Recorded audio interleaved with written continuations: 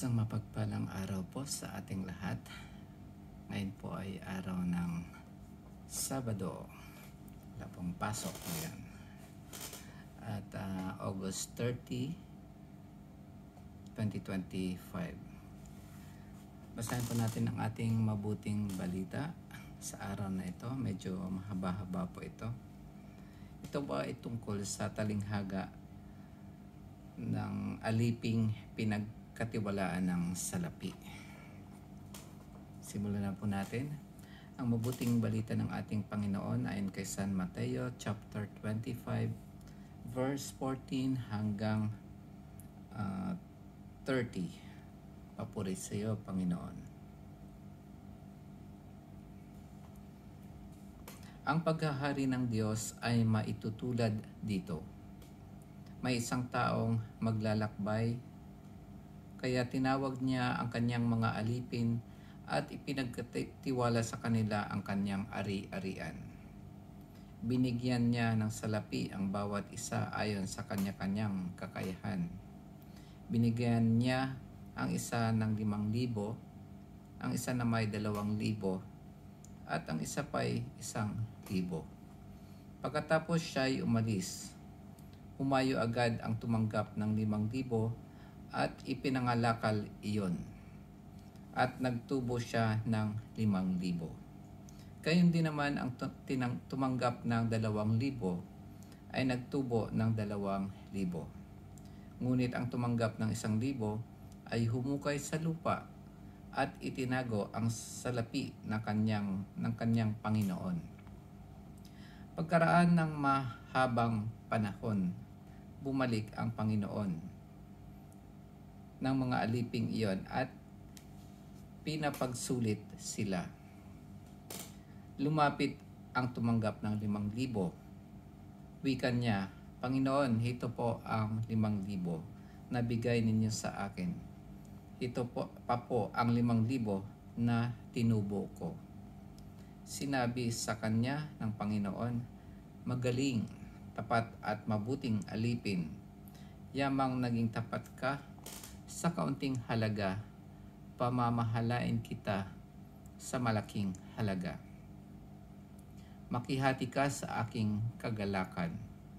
Lumapit din ang tumanggap ng 2,000 at ang sabi, Panginoon, heto po ang ibinigay ninyong 2,000. Heto naman po ang 2,000 tinubo ko.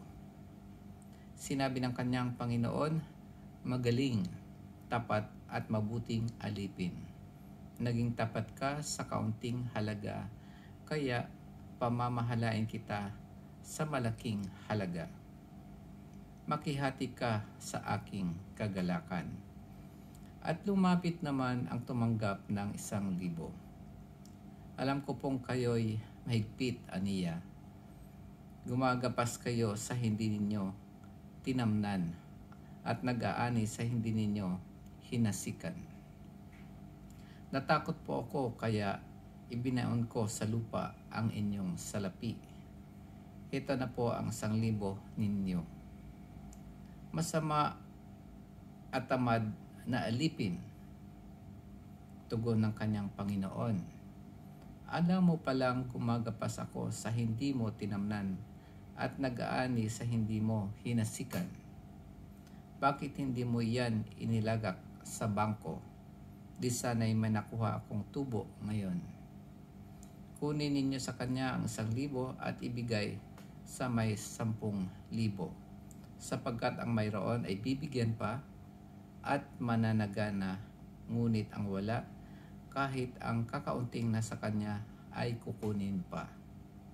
Itapon ninyo sa kadiliman sa labas ang aliping walang kabuluhan. Dooy tatangis siya at magngangalit ang kanyang ngipin. Ang mabuting balita ng ating Panginoon. Pinupuri ka namin, Panginoong Hesukristo. Habang binabasa ko po itong mabuting balita, naalala ko yung nabasa ko sa pahayag o revelation na sinasabi doon na ayaw ng Panginoon yung taong lukewarm o maaligamgam. Ayaw na yung parang hindi malamig, hindi mainit. At parang isinusukan niya yung ganong klaseng tao. At dito rin naman, ang aliping mayroong 1,000 ay walang ginawa doon sa 1,000 na yon. Ibinaon niya lang sa lupa. Kumbaga, wala siyang ginawa talaga para dumami o magkaroon ng tubo ang 1,000 na yon. Kaya yun, hindi rin nagustuhan ng Panginoon ng ganong klaseng alipin o tao. Yung pagbasa na ngayon sa unang reading ay sa 1 Thessalonians. Tapos meron din tayong awit. Sa 1 Thessalonians, sinasabi doon na tayong mga Kristiyano ay kailangang magtrabaho at gamitin natin ang ating kamay para maghanap buhay, para hindi tayo umasa sa ibang tao. Tapos doon naman sa Salmo o sa awit, ang Panginoon ay pupunta sa mundo o sa earth para hukuman ng makatarungan ang tayong lahat. So itong ating mabuting balita ay nagbibigay sa atin ng paalaala na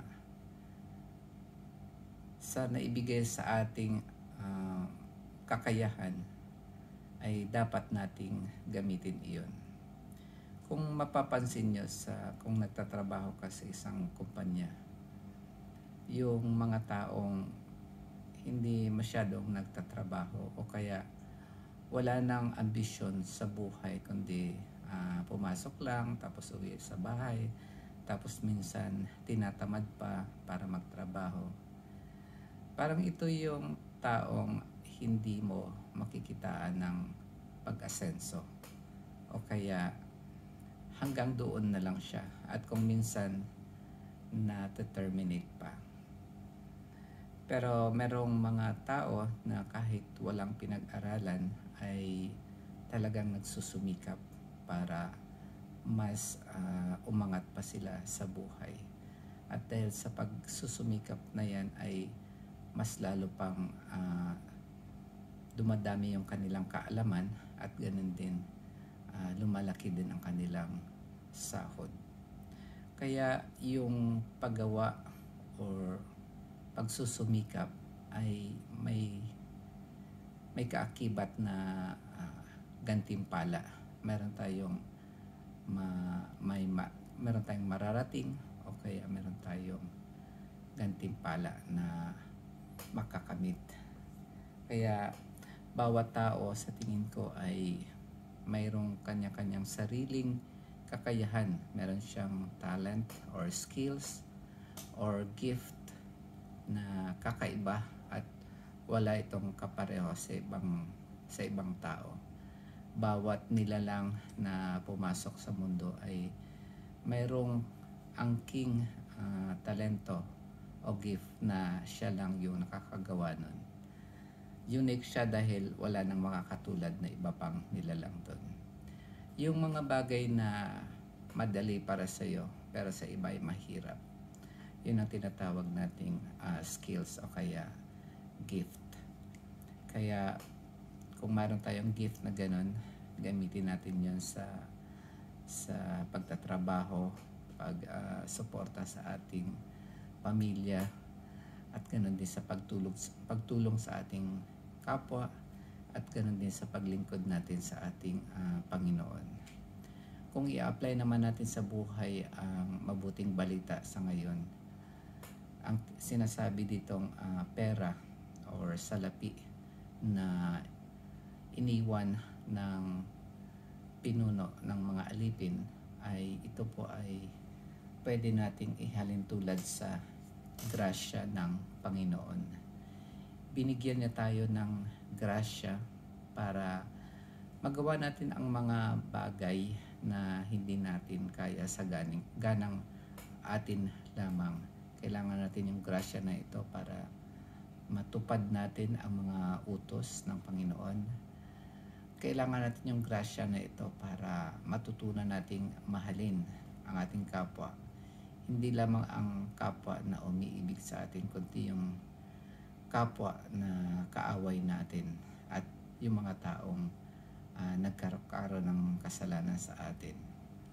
Ito yung grasya na nagtuturo sa atin na magpatawad sa ating kapwa. Ito yung grasya na nagbibigay sa atin ng kapayapaan